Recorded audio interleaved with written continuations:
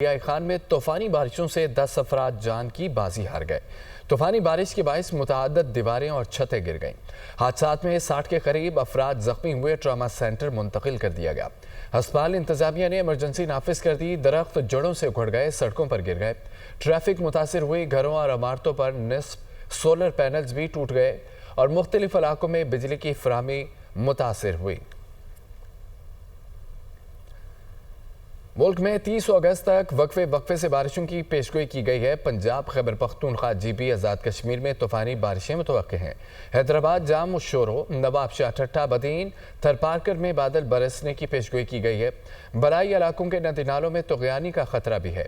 چترال کی وادی رمبور میں طوفانی بارشوں سے سیلابی صورتحال، فصلوں، باغات، شاہراہوں کو نقصانات، جبکہ رابطہ سڑکیں بند ہونے سے ٹریفک معطل ہو گئی۔ وادی بمبوریت میں بھی طوفانی بارش، نشیبی علاقے زیر آب آ گئے۔ مالم جبہ، بالائی مقامات پر تیز بارش، کشورہ کے ندی نالوں میں شدید طغیانی، متعدد علاقے زیر آب آنے کا خدشہ ہے۔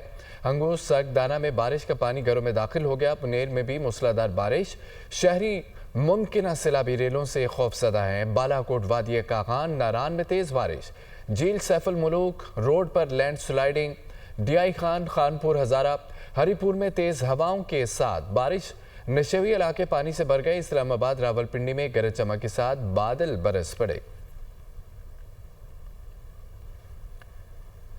ادھر خیبر پختونخوا کے مختلف اضلاع میں آئندہ شدید بارشوں کے باعث سیلابی ریلوں، لینڈ سلائیڈنگ اور تیز ہواؤں کے خطرات بھی موجود ہیں، جبکہ PDMA کے مطابق ندی نالوں میں طغیانی اور اچانک سیلابی ریلوں کا امکان خصوصاً چترال، دیر، بالا اور وزیر سبات شانگلہ میں ہے۔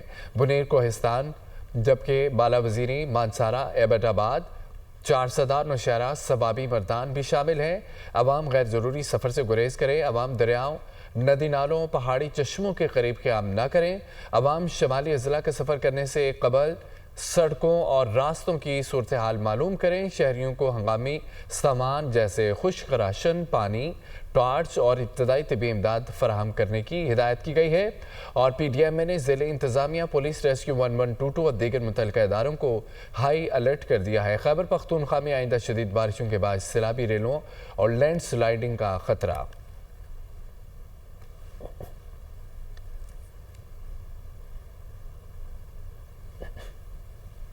وزیراعظم کے غزر میں گلوف کے باعث سیلابی صورتحال بننے پر خصوصی احکامات جاری۔ علاقے کے تمام رہائشیوں کو محفوظ مقامات پر منتقل کرنے پر ریسکیو ٹیموں اور مقامی رضاکاروں کی پذیرائی۔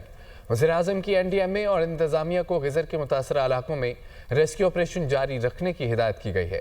آنے والے 2 سپیلز کے حوالے سے متاثرہ علاقوں میں امدادی سرگرمیاں تیز کرنے کی بھی ہدایت کی گئی ہے۔ وزیراعظم شہباز شریف کا یہ کہنا تھا، حالیہ بارشوں اور سیلاب سے متاثرہ لوگوں کی مدد قومی فریضہ ہے۔ ریسکیو اور امداد کے بعد متاثرین کی بحالی کا کام شروع کیا جائے گا۔ تمام متاثرین تک امدادی سامان کی فراہمی کو ہر حال میں۔ وفاقی وزیر اطلاعات عطا طاہر نے کہا ہے کہ حالیہ بارشوں سے اربن فلڈنگ ہوئی ہے۔ وزیراعظم کی ہدایت پر تمام ادارے کام کر رہے ہیں۔ تمام ادارے اور پاک فوج مل کر امدادی سرگرمیوں میں شریک ہیں۔ گلگت واپس میں تمام افراد کو ریسکیو کیا گیا ہے۔ سبات، بنیر اور سبابی میں بجلی بحال کر دی گئی ہے۔ نیشنل ہائی وے پر کوئی رکاوٹ نہیں ہے۔ اس میں پاک فوج، جن کی مختلف یونٹس، بٹالینز کو موو کیا گیا، فیلڈ مارشل سید آصف منیر صاحب کی خصوصی ہدایت پر، وہ بھی مکمل طور پہ کوارڈینیشن میں ہیں with NDMA and with the PDMAs and district government. تو ایک نیشنل رسپانس ہے۔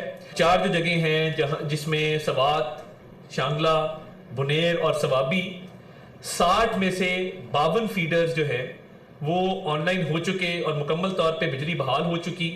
جو سڑکوں کے معاملات ہیں، KKH ہو گئی اور باقی جو خواجہ خیلہ والی سڑک ہے، N90 ہے، اس پر مکمل طور پہ وہ کھل چکی ہیں۔ ایکسٹرا مشینری بھی ڈپلوائڈ ہے۔ FWO، پاک فوج بھی مکمل طور پہ ان تمام ریہیبلیٹیشن آپریشنز میں حصہ لے رہے ہیں۔ تو پروونشل روڈز کی بحالی کے لیے بھی مکمل طور پہ کام ہو رہا ہے اور کام ہوتا رہے گا، کیونکہ نیشنل ہائی ویز کھل چکی ہیں۔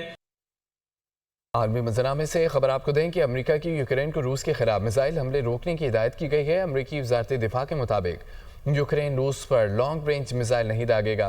امریکہ کی جانب سے مزید میزائلوں کی منظوری بھی روک دی گئی ہے۔ میزائلوں کی منظوری ماسکو سے وائٹ ہاؤس کے امن مذاکرات کی وجہ سے روکی گئی ہے۔ پینٹاگون کا یہ دعویٰ ہے امریکہ کی یوکرین کو روس کے خلاف میزائل حملے کے روکنے کی ہدایت کی گئی ہے۔ امریکی وزارت دفاع کے مطابق یوکرین روس پر لانگ رینج میزائل نہیں داغے گا۔ اسرائیل کی غزہ پر بربریت جاری ہے، 85 فلسطینی شہید ہو گئے، شہداء میں 22 غذائی امداد کے طلبگار بھی شامل تھے۔ غزہ میں شہید فلسطینیوں کی تعداد 62,622 ہو گئی، 1,57,673 فلسطینی شدید زخمی ہو گئے۔ اسرائیلی فوج نے زقیم اور زیتون بھی حملے کیے، مزید شہادتوں کا خدشہ ہے۔ اسرائیل کی غزہ میں بربریت جاری، 85 فلسطینی شہید، شہداء میں 22 غذائی امداد کے طلبگار شامل۔ غزہ میں شہید فلسطینیوں کی تعداد 62,622 ہو گئی، 1,57,673 فلسطینی شدید زخمی ہوئے۔ اسرائیلی فوج کے زقیم اور زیتون میں بھی حملے، مزید شہادتوں کا خدشہ۔ غزہ میں حماس مجاہدین کے اسرائیلی فوجی قافلے پر حملے ہوئے، ایک اسرائیلی فوجی ہلاک، متعدد شدید زخمی۔ خبر ایجنسی کے مطابق اسرائیلی فوجی قافلوں کو بارودی سرنگوں سے نشانہ بنایا جا رہا ہے۔ حماس مجاہدین کے حملوں میں کئی اسرائیلی فوجی ٹینک بھی تباہ ہو گئے۔ جنوبی غزہ میں حماس جنگجوؤں کی صہیونی فورسز سے جھڑپیں جاری ہے۔ غزہ میں حماس مجاہدین کے اسرائیلی فوجی قافلوں پر حملے کیے جا رہے ہیں۔ ایران کے جنوب مشرقی علاقے میں 6 اسرائیلی دہشت گرد ہلاک ہو گئے۔ ایرانی میڈیا کے مطابق اسرائیلی دہشت گردوں کو صوبے سیستان اور بلوچستان میں ہلاک کیا گیا۔ ایرانی سیکیورٹی فورسز نے اسرائیلی دہشت گردوں کے خلاف آپریشن کی ویڈیو جاری کر دی۔ بڑی مقدار میں گولہ بارود اور ہتھیار برآمد ہوئے ہیں۔ آگے بڑھتے ہوئے آپ کے بتائیں کہ فیلڈ مارشل سید عاصم منیر کا تربت کا دورہ، سیکیورٹی کی صورتحال، فتنہ ہندوستان کے خلاف کامیاب کارروائیوں، ترقیاتی منصوبوں اور جنوبی بلوچستان میں سماجی اور معاشی حالات کو بہتر بنانے کی کوششوں پر تفصیلی بریفنگ دی گئی۔ وزیر اعلیٰ اور سول انتظامیہ کے نمائندوں نے بھی ملاقات کی۔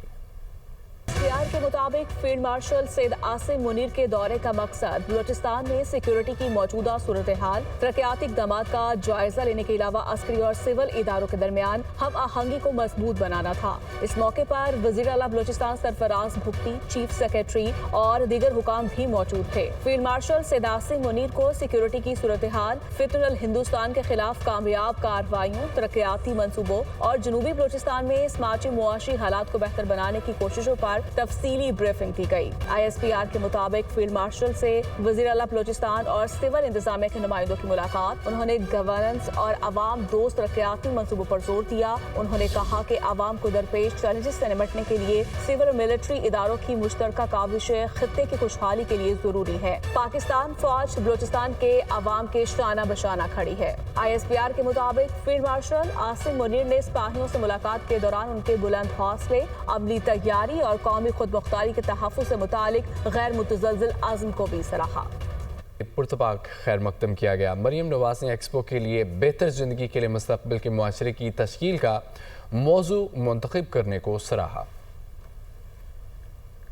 وزیر اعلیٰ مریم نواز نے ورلڈ ایکسپو 2025 کا دورہ کیا۔ ایکسپو میں انسانی جان بچانے، عوام کو بہتر سہولیات کی فراہمی اور خدمات میں بہتری سے متعلق ساز و سامان اور طریقوں کو نمایاں کیا گیا ہے۔ وزیر اعلیٰ مریم نواز نے پاکستانی پویلین کا بھی دورہ کیا۔ پویلین آمد پر والہانہ استقبال کیا گیا۔ وزیر اعلیٰ مریم نواز نے کہا کہ پنجاب کے شہروں کو فیوچر سٹی کے تصور پر تعمیر و ترقی دیں گے۔ عالمی نمائش میں دنیا بھر سے نامور ماہرین مستقبل میں عوام اور معاشروں کو پیش آنے والے مسائل اور ان کے حل کی تجاویز پیش کر رہے ہیں۔ ایکسپو 2025 میں 150 جاپانی اور غیر ملکی کمپنیوں نے سٹال قائم کیے ہیں۔ وزیر اعلیٰ پنجاب کو گرینڈ رنگ کا بھی دورہ کروایا گیا۔ نمائش میں تاریخ رات میں کوسے قزا کے عنوان سے واٹر اینڈ لائٹ شو دکھایا گیا۔